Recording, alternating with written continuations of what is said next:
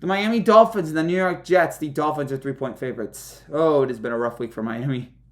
Dealing with Tua Tagovailoa's back injury, taken to the hospital. Protocols were not followed. I think it's fair to say they fired doctors.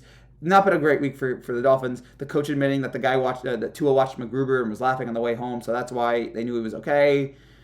I would have way more questions about that. It just seems like the people that are running Miami are not exactly rocket scientists or doctors, for that matter. So now they got Teddy Bridgewater in there. Good to see Teddy again. It's always fun when you're watching the NFL and you're like, oh, that guy used to be quarterback. I remember him. And that's what we had this week with Teddy Bridgewater. No idea when Tua's going to come back, and which is a shame because Dolphins had such a hot start to the year, and now that they're going to Bridgewater, it's not ideal.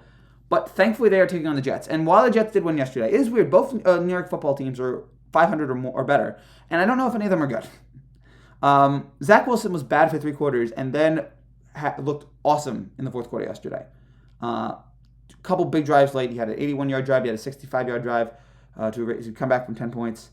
And it was nice because the offensive line was bad. The offensive line was just a lot of injuries there. Becton, Brown, Fant, Mitchell are all out.